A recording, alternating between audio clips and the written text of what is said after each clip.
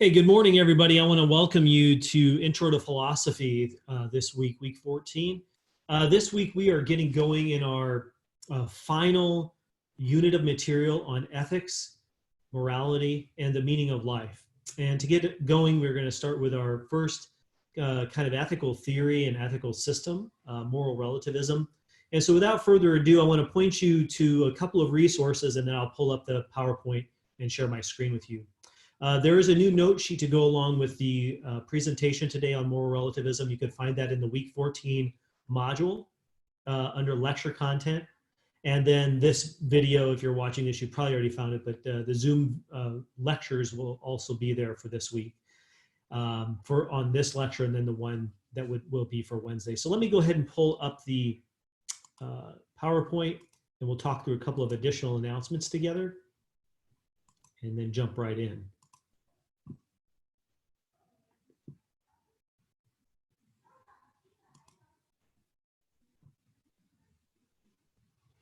Okay, welcome again. I hope you're holding up okay and, getting in some new rhythms of life in light of our current situation. I hope you're getting your rest and staying up on top of your classes, getting outside and all that kind of good stuff. Today, like I said, we were going to jump right in to talk about the topic of moral relativism. I'll define all that here in just a second. The central question before us is, where does morality come from? What's its ultimate basis? Who is to say what's good and evil or what's right and wrong? And so to get us going, let me just give you a game plan. Our plan for today is to talk about arguments for relativism and arguments against relativism. If you haven't already, you need to go to your textbook and read the two readings, one by Ruth Benedict, who argues for the view for relativism, and then the paper by James Rachels, which I'm going to also draw on, which critiques moral relativism. Those are both in all versions of the textbook. And for Wednesday's class, we are going to talk about divine command theory. And I intentionally do this after relativism because at least some people in our culture and in the West think that to have a counter view that's much better than a relativistic view and avoid all of its pitfalls, you need to bring in some kind of theistic ethical system. So these might be seen as opposite ends of the philosophical spectrum, moral philosophical spectrum. And so we're going to talk about divine command theory. There'll be a new handout for that for next class. There is a reading in the textbook also by James Rachels on divine command theory. So please give that a look, and I'll be drawing on that from that for our class session next time. Next week, you have your next and final discussion board coming up. And it is due April 28th. And it is going to be over the topic of God and morality. What, if any, connection is there between objective morality and God? And the central focus for that discussion board is a video, is two things: a video debate. Sam Harris and William Lane Craig will be debating that question. And so that video link is in the assignment. You can find it there. And if you have any problems finding that video, let me know. It's available on YouTube. But also the divine command theory reading might help you a little bit, but the focus is really on the video. And so if you go and view that, it should be very clear what's expected of you. The initiator post is due Tuesday by 11:59 p.m. And then you have multiple response posts you need to complete over the course of the rest of the week.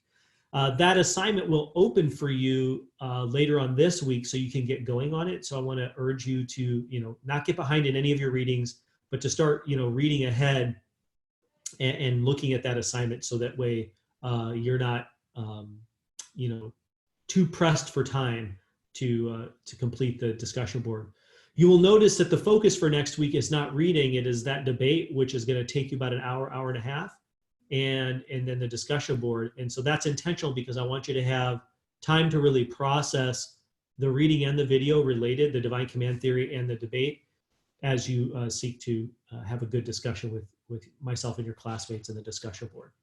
All right, without further ado, I want to start today by asking you a question, and you can jot this down in your notes because I think this is a good starter for you. In your view, do you think there are moral facts?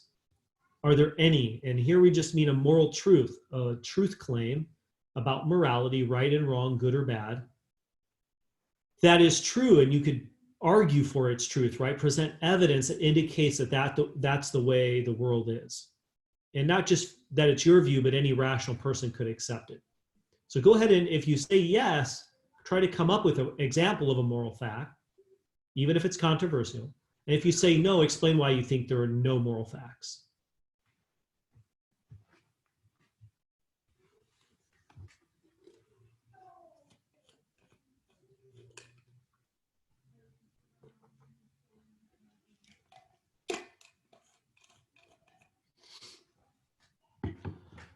Okay, and you could keep thinking about that. I'm going to return to this multiple times today, but maybe sometimes people say yes to this. There are moral truths. There are at least some. Murder is wrong, murder being the taking of innocent life. That's true. We can know that it's true. It's not just that our legal system has made it illegal. We actually can know that it's a moral truth, regardless of what the law says. Or maybe rape is wrong. Compassion is good.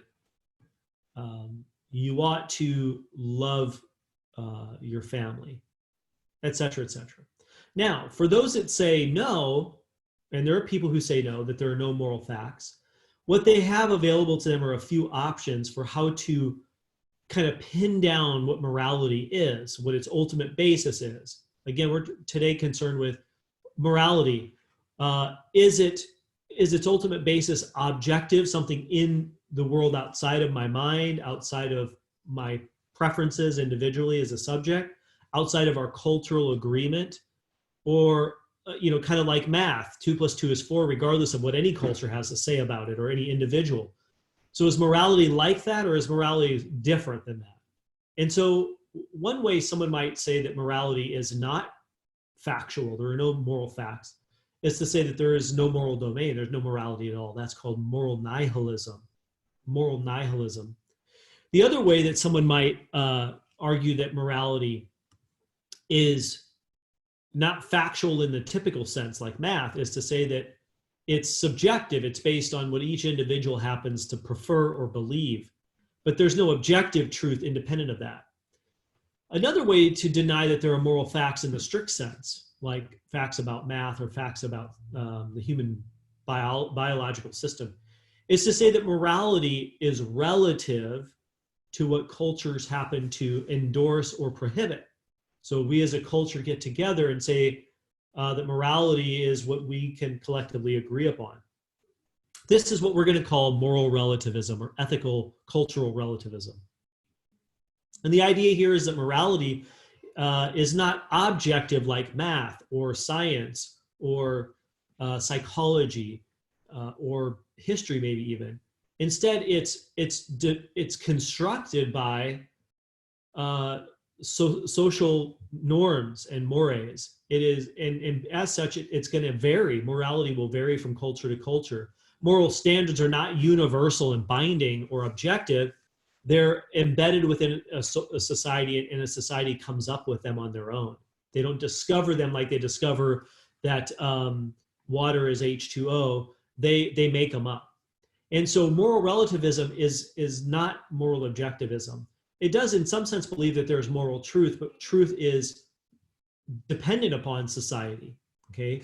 It's dependent upon cultural acceptance. The way you would justify a moral claim that you make is by appealing to what your culture has said you can get away with saying.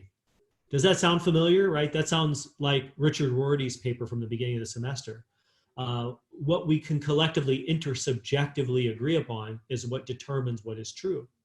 And that's a kind of relativism, okay? And so moral relativism just takes a Rorty kind of view and applies it to the moral domain, that morality is whatever our culture agrees upon, believes will work within our cultural norms and practices. Now, we might say, well, why think that that's what morality is? And in fact, if you talk to people before this stay-at-home order, you might talk to people when you're out and about or at a family dinner. And when the conversation gets, divisive or controversial on some controversial moral issue, someone might kind of throw down the gauntlet, so to speak, and say, okay, look, that's true for you, and we disagree on this, but who's to say what's right or wrong? And what that question is really revealing is that they believe morality is just relative to what either individuals think or what groups happen to think. There isn't an objective standard of morality independent of our discussion or independent of our cultural practices and norms. And this is a common view, not only kind of out there on the streets, but for at least up until about 50 or 100 years ago, it was pretty common in the soft sciences such as anthropology and sociology, and you probably still have it come up in classes like that. But it has, at least for the last 50 years, has been falling out of fashion in philosophy and among philosophers, whether or not they're secular or religious or so on. And so we'll look at some of those critiques. But Ruth Benedict was an anthropologist, and she has a classic defense of relativism called the cultural differences argument or cultural diversity argument. And the basic argument runs like that conversation I just relayed to you. It's if you go and study different cultures, you see that people do things differently. They have different beliefs and practices. And so the Dutch might believe that infanticide is right, but Americans believe that it's wrong. Infanticide is the intentional taking of an infant's life after birth. And so it's true, right? There are certain cultures that for years have believed that that's a right thing to do and it's culturally okay, and you don't go to jail if you do it, maybe up to 6 months old. But in America, at least until recently, most people have argued that it's, even if abortion pre-birth, right, the taking of a pre-birth entity's life is wrong. Infanticide, or sometimes justified. Infanticide is wrong. And now we're having a discussion about this, like I think it's the governor from Virginia has brought that onto the table, as have others. Regardless of what you think about that, the point for right now is that disagreement, cultural disagreement on that issue is sufficient, says Benedict, to rule out that there isn't an objectively true answer, right? There isn't an objective moral fact about the rightness or wrongness of infanticide for all people and places and times. And that's because morality just is a matter of cultural belief, and beliefs can be different, right? Different strokes for different folks, as we say. So different beliefs imply that there isn't a truth. One belief isn't true and the other false. We can't know that. Instead, morality is just a matter of opinion, and opinions vary from culture to culture. Now, what might be said of this argument? That's her argument, and a lot of people probably are nodding their heads right now. You've either heard this or maybe you are sympathetic to it. I definitely hear students endorse this sort of view, and people kind of out in the everyday world. But what James Rachels is going to argue is that this argument itself is actually uncogent, it's unsound, it's fallacious. And here's the central objection that to this argument, not just from James Rachels, but most philosophers today. And that's the idea that it doesn't follow from disagreement that there's no objective truth on some topic. Okay, so we're going to go general, and then we'll come back to the particular issue of morality. Differences of belief is not sufficient to rule out objectivity or even universally binding truth. Again, go back to math. If we find some culture that all believes 2 + 2 is 5, it doesn't follow from our disagreement now with them that there isn't an answer. Or if they believe that drinking motor oil is a favorite human pastime is okay, it doesn't follow from our disagreement about that. Let's say we think that that's disgusting and wrong, right? It doesn't follow, right, that there's no truth of the matter. If one culture believes that, forcing women to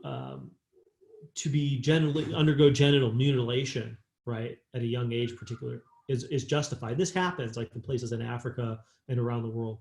But we think that that's wrong. Forced genital mutilation is wrong.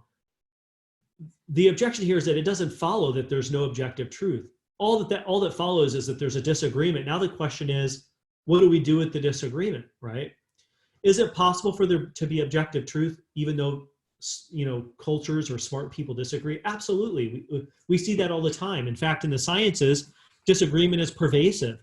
You get people with PhDs not only in our culture but in other cultures that are working in biology or chemistry, physics, and they disagree on really deeply important, pervasive issues, but none of them believe that there's no scientific truth, right? Instead, what they keep doing is they keep arguing and presenting new research and data to try to resolve the disagreement and reach a consensus. But the operating assumption, which is important, is that truth is in some sense out there to be found. And truth is when, like Daniel Dennett argued earlier in the term, your claim matches up, right, corresponds to the way the world is. And the way we know that your claim scientifically corresponds to the way the world is by it having good evidence to indicate that it's true. It doesn't get its truth by agreement, right? People could all agree on something that's false, or people could all disagree or agree that something is true and it's actually false, or people could all agree that something's false and it's actually true. That's what I meant to say. By analogy, it's the same with morality. There's no reason to think that if people disagree about morality, that there isn't an objective truth, right? All that follows is that we need to figure out a way to explain the disagreement and maybe resolve it eventually.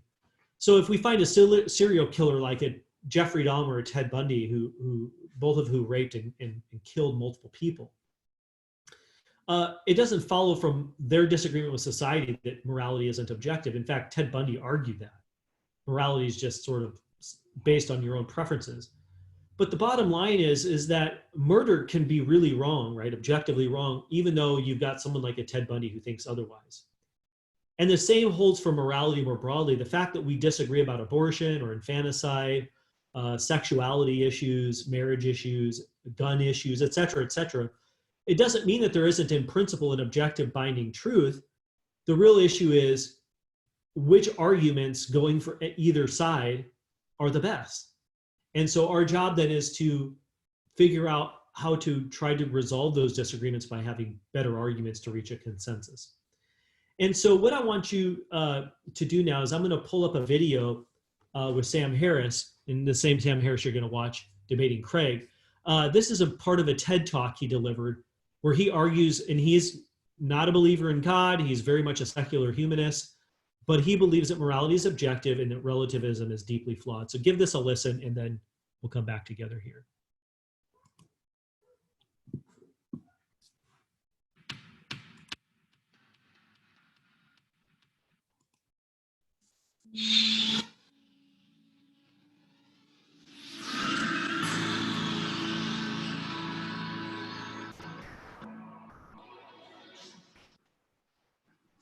Now, to speak about the conditions of well-being in this life for human beings, we know that there's a continuum of such facts.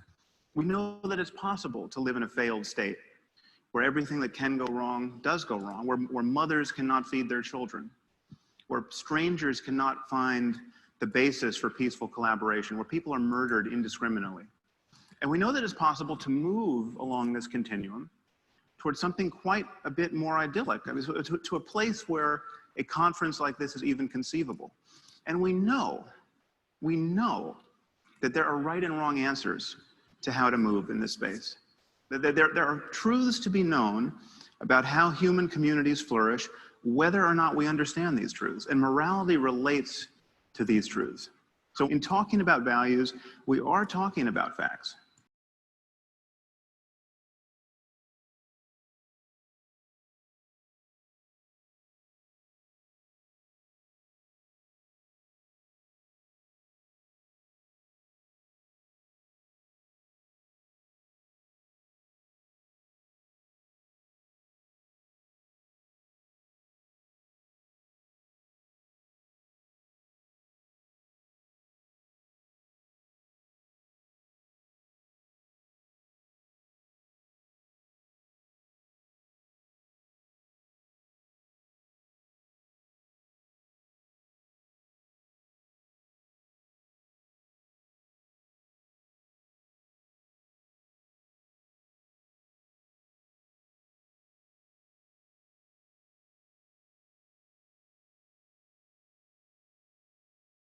Distinction between a healthy person and a dead one is about as clear and consequential as any we make in science. Now, another thing to notice is there may be many peaks on the moral landscape. There may be equivalent ways to thrive. There may be equivalent ways to organize a human society so as to maximize human flourishing. Now, why wouldn't this undermine an objective morality? Well, think of how we talk about food. I would never be tempted to argue to you that there must be one right food to eat. There's clearly a range of materials that constitute healthy food. But there's nevertheless a clear distinction between food and poison. Okay, the fact that there are many right answers to the question, what is food, does not tempt us to say that there are no truths to be known about human nutrition. Now, many people worry that a universal morality would require moral precepts that admit of no exceptions. So for instance, if it's really wrong to lie, it must always be wrong to lie. And if you can find an exception, well, then there's no such thing as moral truth. Now, why would we think this? Consider, by analogy, the game of chess. Now, if you're going to play good chess, a principle like don't lose your queen is very good to follow. Okay, but it clearly admits of exceptions. I mean, there are moments where losing your queen is a brilliant thing to do. There are moments where it's the only good thing you can do. And yet, chess is a domain of perfect objectivity. The fact that there are exceptions here does not change that at all. Now, this brings us to the sorts of moves that people are apt to make in the moral sphere. Okay? Consider the great problem of women's bodies. What to do about them? Well, this is one thing you can do about them. You can cover them up. Now, it is the position, generally speaking, of our intellectual community that, well, we might not like this. We might think of this as wrong in Boston or Palo Alto. Who are we to say that the proud denizens of an ancient culture are wrong to force their wives and daughters to live in cloth bags? I mean, who are we to say even that they're wrong to beat them with lengths of steel cable or throw battery acid in their faces if they decline the privilege of being smothered in this way? Okay, well, who are we not to say this? Who are we to pretend that we know so little about human well-being that we have to be non-judgmental about a practice like this? I'm not talking about voluntary wearing of a veil. I mean, women should be able to wear whatever they want as far as I'm concerned. But what does voluntary mean in a community where when a girl gets raped, her father's first impulse, rather often, is to murder her out of shame? Just let that fact detonate in your brain for a minute. Your daughter gets raped, and what you want to do is kill her.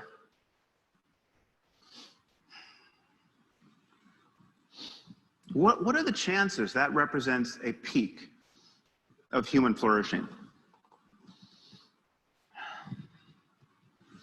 Now, to say this is not to say that we have got the perfect solution in our own society.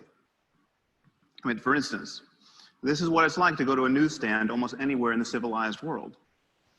Now, granted, for many men, it may require a degree in philosophy to see something wrong with these images. But if we are in a reflective mood, we can ask, is this the perfect expression of psychological balance with respect to variables like youth and beauty in women's bodies? I mean, is this the optimal environment in which to raise our children?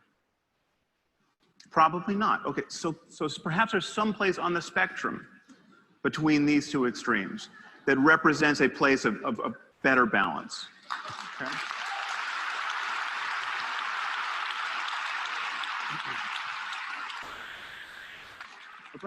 Perhaps there are many such places. I mean, again, given other changes in human culture, there may be many peaks on the moral landscape.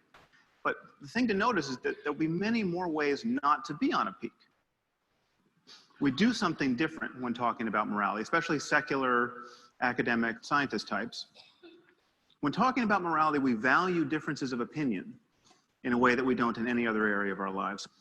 Now notice that we don't do this in science. On the left, you have Edward Witten. He's a string theorist. If you ask the smartest physicists around, who's the smartest physicist around, in my experience, half of them will say Ed Witten. The other half will tell you they don't like the question. So, what would happen if I showed up at a physics conference and said string theory is bogus? You know, it doesn't resonate with me. It's not how I choose to view the universe at the smallest scale. I'm not a fan. Okay, well,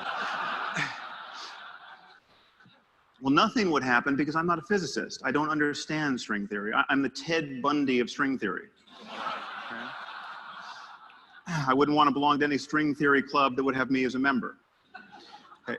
But this is just the point. Okay? Whenever we are talking about facts, certain opinions must be excluded. That is what it is to have a domain of expertise. That is what it is for knowledge to count. How have we convinced ourselves that in the moral sphere there is no such thing as moral expertise or moral talent or moral genius even? How have we convinced ourselves that every opinion has to count? How have we convinced ourselves that every culture has a point of view on these subjects worth considering? Does the Taliban have a point of view on physics that is worth considering? No. Okay. How is their ignorance? How is their ignorance any less obvious on the subject of human well-being?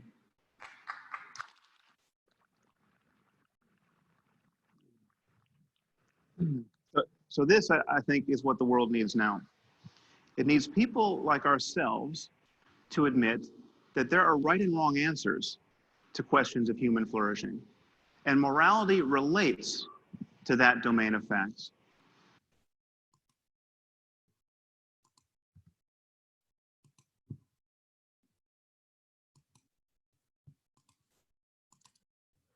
Okay, let's see here. I want to get the PowerPoint pulled back up, and then we'll jump back in.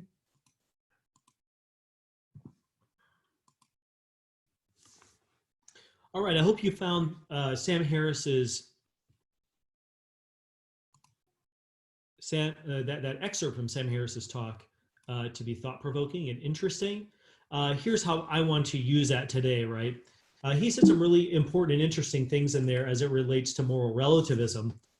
And he's advocating for a kind of objectivism. And the source of objective morality there is indicated to be something. And he also gives you some indication for how we would figure out what is right and wrong. And I want you to take just a couple minutes to think about that. And if you need to pause and go back and watch parts of the TED Talk, right, you can, again, either go back here in our video, or you could probably plug that into YouTube and find it, which is where I've taken it from. But what is the source of objective morality for Harris? So he disagrees that cultural relativism is true, but so what's the ultimate basis? And then second, how do we figure out what's right and wrong? And third to that, do you agree or disagree? So I'll give you about a minute, and then we'll come back together.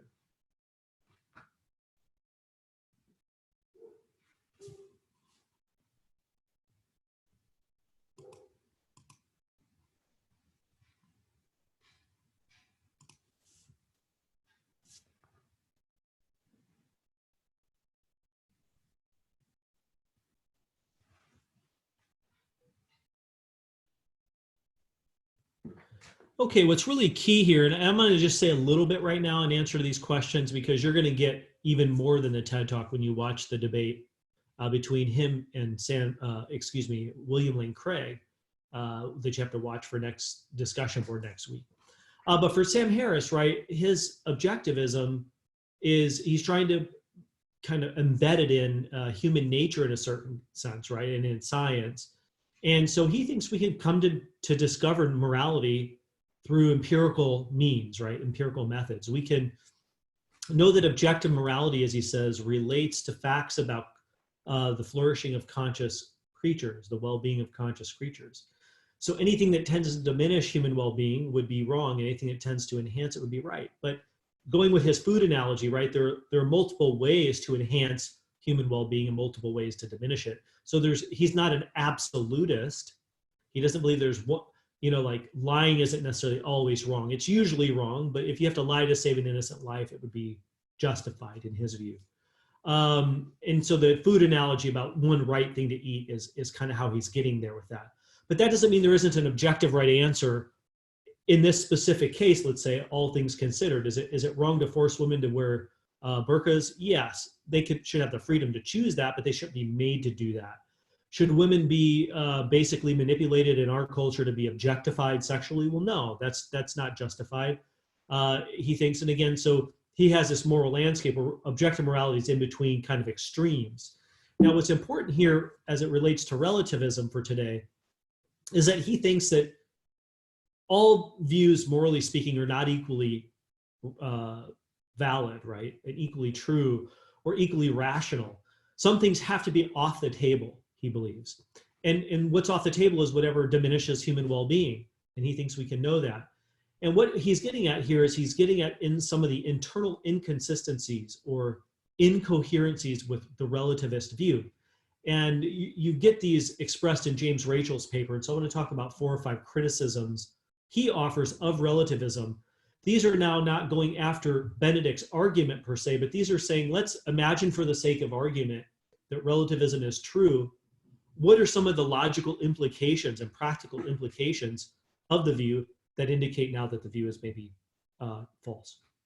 Well, number one, if relativism is true, if morality just is based on what cultures happen to believe, then we would never be able to say of a moral custom of another society that it's morally inferior. And you heard Sam Harris saying some things like this, what he mentioned about the Taliban, right, and the treatment of women in the Middle East, or the treatment of women here. The point here is not that people are inferior or that a culture is inferior per se. It's that the moral treatment of people or the moral activity within that culture. So how can we possibly critique the abuse of women, mistreatment of women over in Afghanistan, let's say? Well, the only way you can critique it, there we go, is if there's an external standard of morality over and above both their culture and ours that we're all trying to get to and apprehend, that is the final arbiter, right, is the final say over which one of us has the truth. And that's just another way of saying reality itself, moral reality itself. So who's to say? Well, no one is ultimately to say on Rachel's view or Harris's view. Morality is itself is to say, just like math, the domain of mathematical truth is to say. And so it's our job to inquire into it and try to discover it. And that's what we use to explain why a belief is morally inferior. It's not because we're saying it, it's because reality just isn't that way. But if relativism is true, you can't say that. All treatments of people are equally legitimate. The Nazi extermination of the Jews, right, the Holocaust would be equally legitimate to the Allies, right, and ourselves that thought that it was wrong. But if we want to be able to say that the Holocaust was really wrong, we have to have some kind of objectivism being true. Number two, if relativism is true, moral progress gets called into doubt. Moral progress. Now, typically, whether you politically or left, right, center somewhere, we all believe that there's some moral progress that's possible for humans, and we need to pursue it, right? The operating assumption here is that we're not where we need to be morally, and so we need to be moving towards the moral ideal. And a couple of movements in our country have indicated that we typically believe that moral progress is real, right, and possible.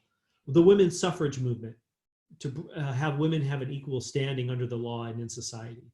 Racial, Martin Luther King Jr., right, and the racial justice movement of his time that is ongoing today even.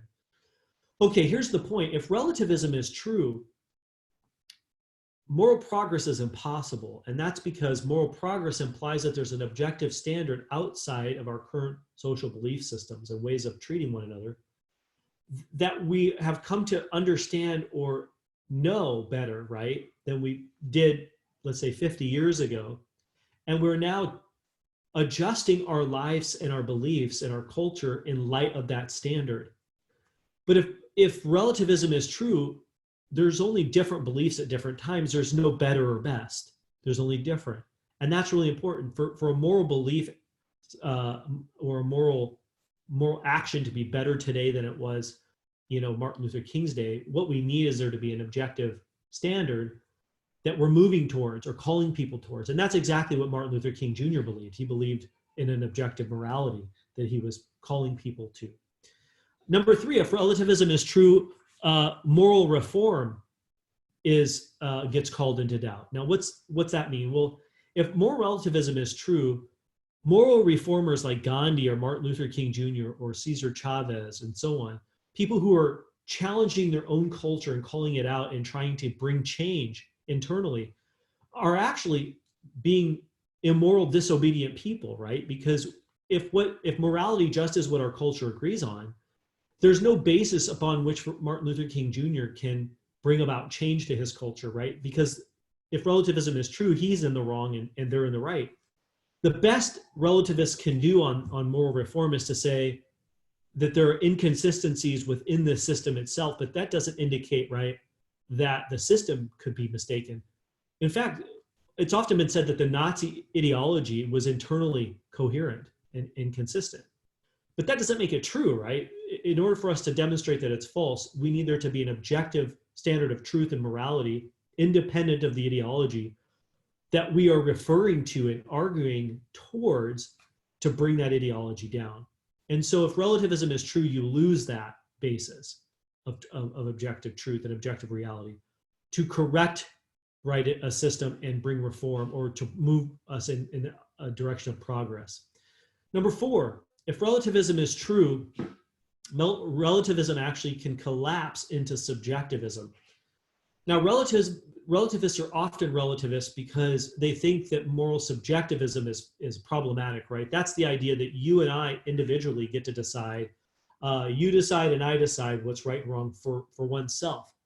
But then we have a problem, right, of conflict when, let's say, I want to steal your big screen TV that I don't have, but I want. And you don't want me to steal it. Well, who's to say what's right there? Well, if subjectivism is true, we're both right. And just happens to be whoever is stronger wins.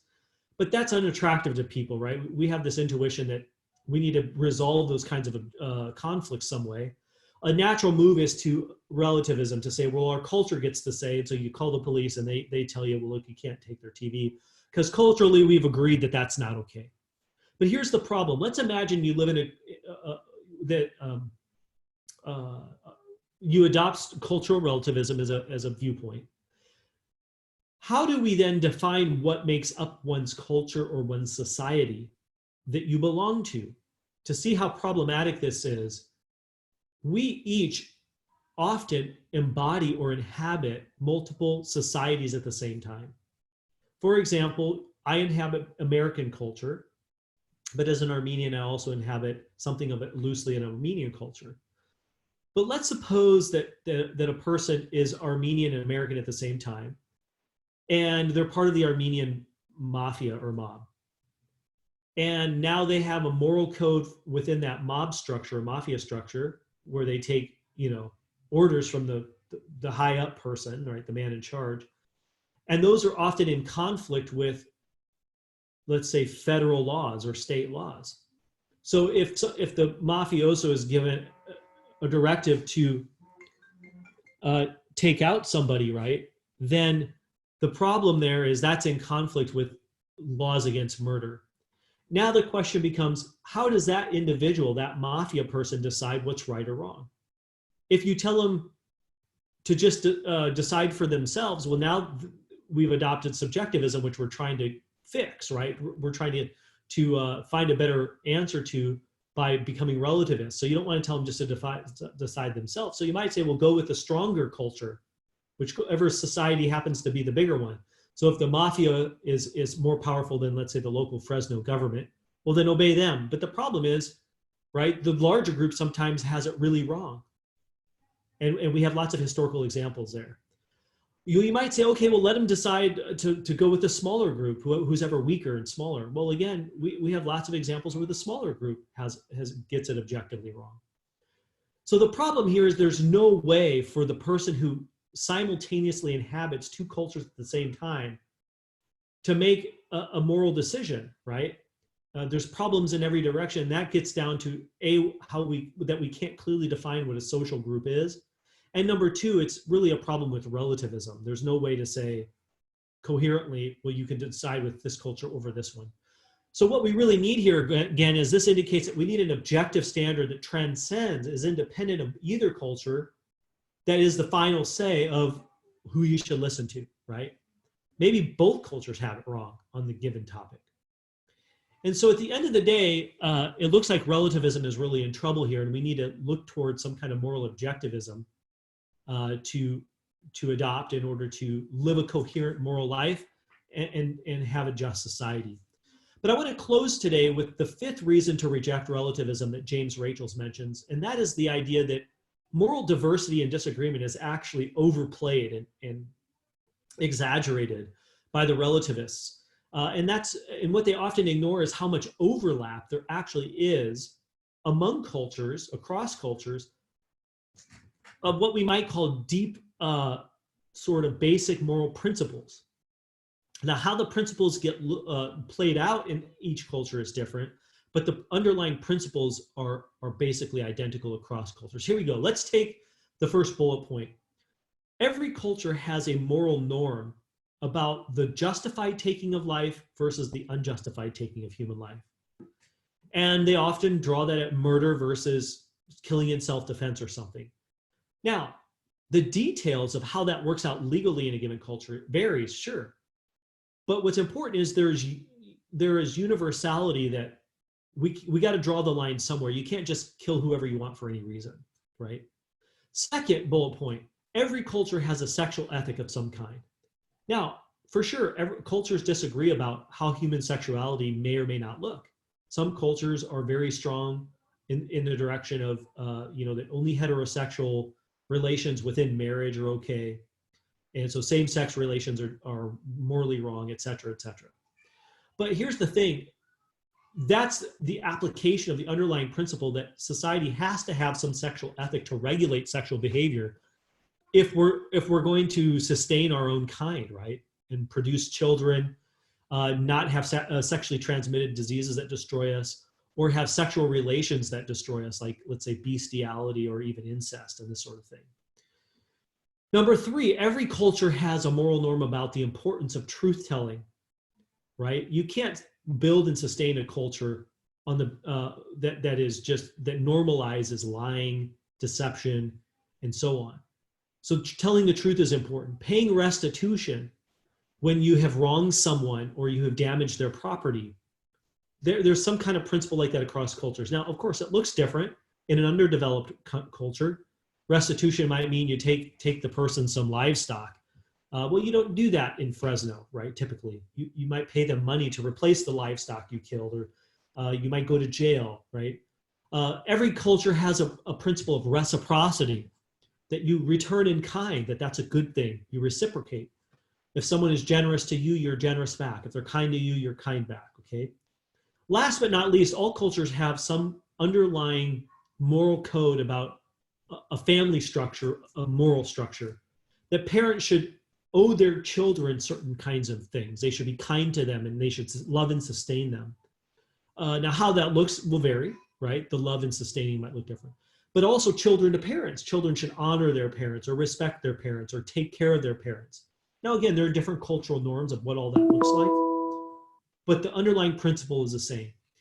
And so what this gives us, there's 5 reasons to think that moral relativism, if it's true, is actually mistaken. And we should look for some kind of objective moral system to account for what morality is, and then how we we discover what is in fact right and wrong. And so what we're going to look at from here on out, the rest of our discussion, are some ethical systems, ethical theories that are all objectivist theories, but give a different kind of shape or account of objective morality. And the first one we'll look at will be next class, divine command theory. Have a great rest of the day. I'll see you back here next class. And if you have any questions, don't hesitate to reach out over email or make an arrangement with me to discuss one-on-one in an office hour. Take care.